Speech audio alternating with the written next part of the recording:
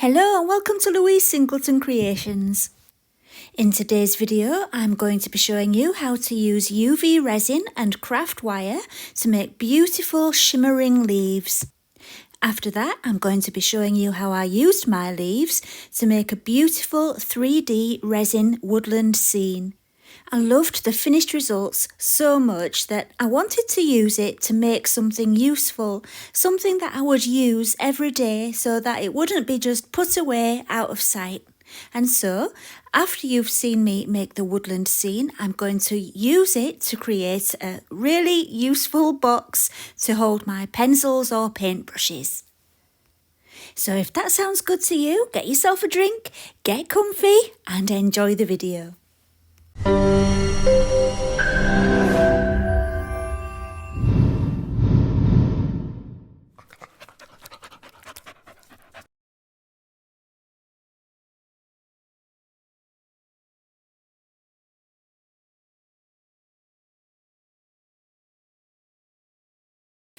This video is sponsored by JDiction, suppliers of UV resin, epoxy resin and resin pigments. JDiction's products are available in many countries around the world from the website or from Amazon. Thank you, JDiction. Now let's get on with the project. The first job is to make the wire frames for your leaves. So all I've got here is some craft wire, and I think it's around 0.4 millimeters, and I'm wrapping it around a large marker pen, well, medium sized marker pen, and twisting it just to make a circle. And it's that simple. And then once you've got your circle, you need to use something to just stretch out the shape and form a little bit of a point at the end. And I'm just using my pliers here. And then once you've made it long, then you need to put them back in and twist them round on the fattest part to make that round shape again, and it should still have the point. That's the way I do it, and it works quite well for me. Then just snip it with some wire cutters, leave a bit of a stem so you've got something to hold. It makes them a lot easier to handle. And you're ready for the next one. What I did was I chose 3 different sized pens and pencils. I had small, medium and large, and I made lots and lots of leaves in the 3 different sizes. To create the coloured part to your leaves, you're going to need some UV resin, and I've got the JDiction UV Resin, and it's the hard type. You can get the soft type of UV resin, but I've actually never tried it. So I don't know much about that. But this one works really well. And I've got my mica powders from JDiction too, a UV light, a little bowl, a silicone bowl to mix my resin in, and a UV lamp. I've also got that silicone sheet there just to protect my work surface. You don't need it to have a silicone sheet. You can use anything you like to protect your surface. Today I'm going to be showing you 2 ways of making the inside of your leaves. There's a fast way and a slower way. As you could imagine, it's typical really. The best way is the slower way, and you'll find out why soon. So this first way I'm going to show you is the one that takes the most time. But like I said, it works best. And I'm just adding some mica powder into the UV resin, which I've put into that little silicone dish. And the reason I'm using mica powder for this instead of a liquid pigment is because it thickens up the UV resin quite nicely, and it makes this process work a lot easier.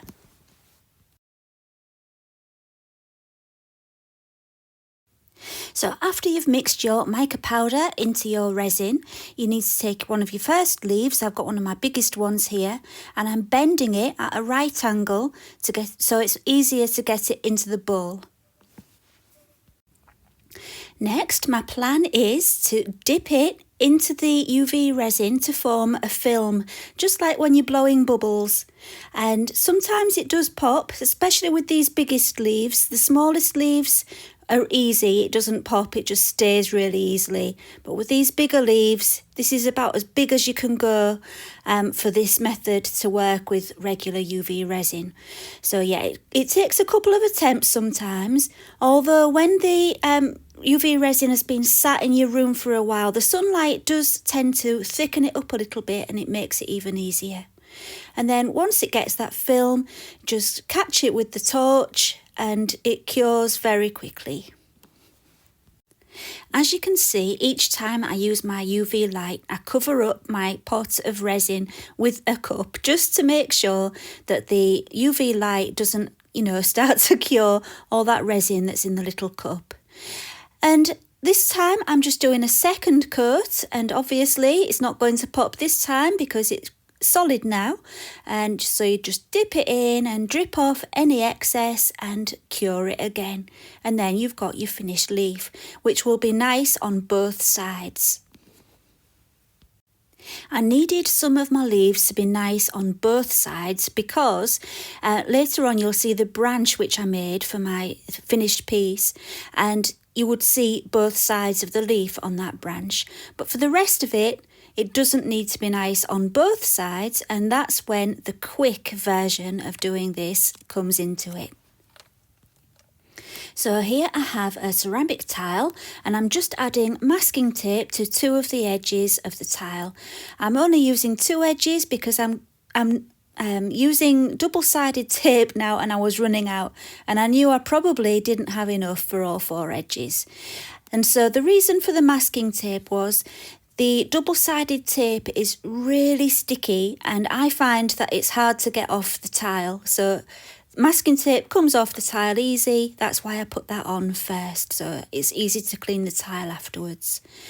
So I'm just taking the paper off the double-sided tape, and then I'm going to apply the leaves. I'm leaving the stems of the leaves poking out on the outside of the tile. That way it's easier to lay the leaf shape nice and flat without the stem interfering with it. I put them all the way around, pressing firmly to try to make sure there was nowhere for the UV resin to leak underneath. And then I'm just scooping the UV resin into the leaf shape with a stick, and it's as simple as that. Then they can all just go under the UV lamp all at once, and they cure nice and quickly. Although saying that, I have added a lot of mica powder to this, and I wouldn't normally add a lot of pigment to UV resin because it can stop it curing. But because this is really thin, I knew that I could just, the light would just about get through. But when I take them off, I can also turn them over and put them under the lamp again. So once they'd had 2 minutes under the UV light, I gently pulled up the tape so that it was easier to remove the leaves from the tape. And as you can see, probably, if you see the tape, it's still sticky on the back.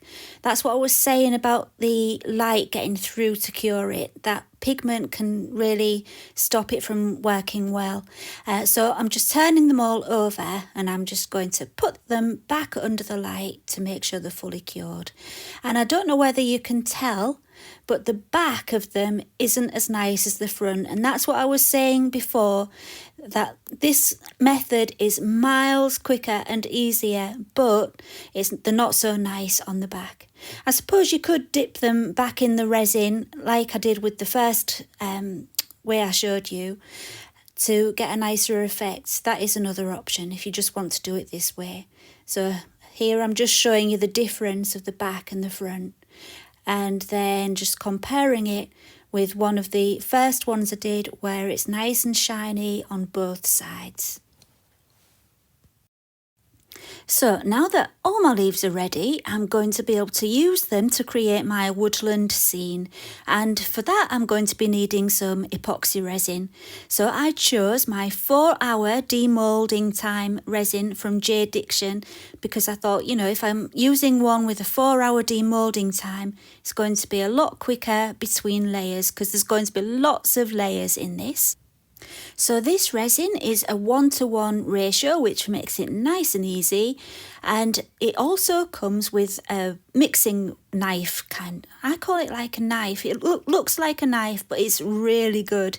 It's one of my favourite tools for mixing. And I do tend to go through a lot of mixing tools because I don't look after them as well as I should do. So it's always a nice bonus when you get something like that with your resin. I'm mixing 20 millilitres of part A and 20 millilitres of part B, and I just marked the side of my cup so that I can see what I'm doing, because those marks you get on silicone cups are terrible for being able to see, so I always mark them first. So after measuring out the two parts, I mixed them for around 2 minutes to make sure they were completely mixed, and then I was ready to pour. Right then, so I've got my square mould, which is the largest square from my kit of squares and rectangles from Let's Resin. I'll leave a link in the description. And I've got just a very rough drawing behind to remind me of where everything needs to go. I wanted my first layer to be very, very shallow, just enough to cover the base of the mould so that I had something to adhere my leaves onto. The reason for that is because obviously it's going to be multi-layered, this, and I didn't want to run out of space, so that's why. And I'm putting the smallest leaves on this layer. I've made these smallest ones darker than the rest because I want to get the idea of the foreground and background, and I thought if the leaves in the background were darker, it would really add to that effect. So I'm going to speed up the video through all of this because, as you can imagine, it did take a long time to do, but that's okay. I like it when it takes a long time because it's all part of the process and I enjoy it. So it's not, it's not a trial to me. I enjoy every minute of it. So yeah, I know some people say, oh, that's a lot of work, but yeah, it is a lot of work, and Rome wasn't built in a day, was it? Right, so after that layer had cured, what I did was I poured on another very thin layer off camera and allowed it to cure until it was just sticky, because I didn't want my next layer of leaves to sink to the bottom. I just wanted them to stick to the top of it. I wanted an owl to be in my scene, and so I made one out of polymer clay, and I didn't film that. I'm sorry if you were hoping to see how I made it, but honestly I'm not really all that brilliant with polymer clay, and it took me a long time to make it because I don't really know what I'm doing. So I didn't film it. And here is a branch which I made with just twisting all the stems together from the leaves which I'd made previously. Of course, if you're going to be making a branch, you need to leave the stems longer so you can twist it all together. And I didn't film the process of that either because that was my first thing that I made before I was even going to make a video. And I was just practicing with what I could do with the leaves, and I made that branch, and then the idea of this video came to me, so that wasn't recorded. And I'm just checking that everything fits before I add the next layer of leaves. That branch isn't going in there yet. So yeah, the owl's in position, and all I'm going to do is add the medium-sized leaves now. So I'm going to speed up again now. Right, so now we're on to the final layer, and all I need to do before I can begin is just glue the branch to the bottom of the owl to make sure it stays in position, and I just use a little bit of hot glue.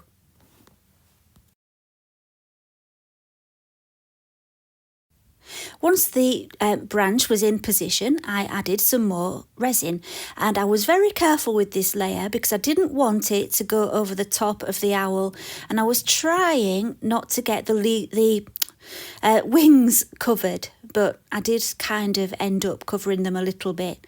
But yeah, my idea was I wanted the background to be shiny but that owl to stay nice and matte.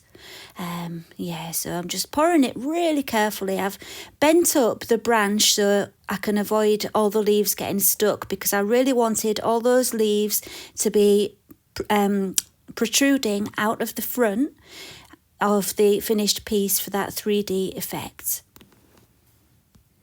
Now I'm going to add those largest leaves, and the idea was for them to be kind of sticking on the top and to be kind of sticking out of the resin so that you could see all the texture of the foreground leaves. However, it didn't quite work like that, because once I'd got all the leaves into position, I found that I just wasn't happy. I was thinking to myself that the edges were going to be sharp from the stems of the leaves, and I had a little bit of a rethink. And so once all of these were in position, off camera I did add a little bit more resin over the top to make sure that they were all sealed in and I didn't have any sharp bits on the edges. Yeah, so I didn't film that bit, but I think, you know, you get what I mean, don't you? Okay, after all that time and all that work, I was really excited to get it out of the mould. So let's have a look to see how it turned out. I was really happy that all the leaves were still shining and shimmering, even though they were submerged in the resin, because I had feared that you wouldn't quite get that effect once they were in the resin, but you can still see all the light shining off the individual leaves. And I'm loving the colour variation as well. I think it looks a lot more natural with the slightly different shades of green from mixing up several batches of resin and having different amounts of mica powder going in there. You tend to get lots of different shades that way. And I really like the depth of it, and I love how those small leaves in the background are darker, and that really enhances the idea of the depth and the foreground and background. Okay, so as you will have seen from the thumbnail to this video, I made it in the front piece into the front of a box. I wanted to have it as something that would be useful, so I thought if I make a box or, you know, container type thing, it can be used as a pencil pot or a vase or anything I want, and I could use it. And I do like things to be useful. So I've mixed up some more resin, and I've just put in some caramel brown mica powder from Arteza, and I'm mixing it in, and I'm going to be using the same square for the back of the box, but I've also got that rectangle which you can see there, which fits nicely for the sides, and they're all part of that kit from Let's Resin, which, as I said before, I'll put in the description. So I poured those two, and obviously I'm still using the 4-hour demoulding resin. So once I'd poured them and left them for 4 hours, I was able to take them out and do another one of the smaller ones, so I had 4 sides to stick together. Now that I've got all 4 pieces, I'm using some E6000 Plus glue just to apply to the edges and stick it all together. I didn't clamp it together, which I wanted to do to make sure it was a nice tight seal, because I didn't want to get clamp marks on my pieces. And, you know, I know I could have added some cardboard or something on there to protect it, but in the end I didn't. I just placed it all together and allowed it to dry. And the E6000 glue, I think it takes 74 hours for a full cure, but it actually sticks fairly quickly, enough for you to do, you know, the next stage. I think I left it for about, gosh, let me think, it must have been about 4 hours I came back to it to do the next step. So yeah, it wasn't fully cured, but it was enough to, you know, move on. I'm so impatient, I couldn't wait 72 hours for it to fully cure. No way. There's no way I would ever have enough patience for that. So yeah, I'm just putting them all together, and that's it really. So now we're ready for the final step. I'm just using some masking tape along the bottom where the parts have joined, just in case any resin manages to find any holes where, where I've glued it. I didn't want the resin leaking out of those two sides, so I just put some masking tape there just to make sure. I'm just looking at it now and thinking how much I like those brown sides. I think they look like walnut, don't you? They look real like glossy wood, so I was really pleased with that. Anyway, I put the masking tape on and then pressed it down onto that silicone sheet and poured in the resin. And once the resin was poured in, and oh, by the way, I held it down firmly at the same time so it wouldn't leak out the bottom. And then once the resin was in, I put a box, something heavy on the top to weigh it down so that the resin wouldn't escape. If you want to use your box as a vase, I would recommend doing a top coat on both of those sides where the joins are, and that will stop any liquid from leaking out. But I was going to use mine as a box, so I didn't use a top coat. And so it's all finished, and here it is. What do you think? I absolutely love it. And I don't often say that about my own creations. I'm my own worst critic, but this one I love. I love everything about it and I'm really pleased with it. So I think I might end up making something similar. I never make the same thing twice, but I would definitely do something similar again. So we've come to the end of the video and I hope you've enjoyed it as much as I enjoyed making it. I would like to say thank you again to JDiction, and if you would like to purchase any of the products used in this video, please check my description for the links and the discount codes. I will see you again next time. Bye for now.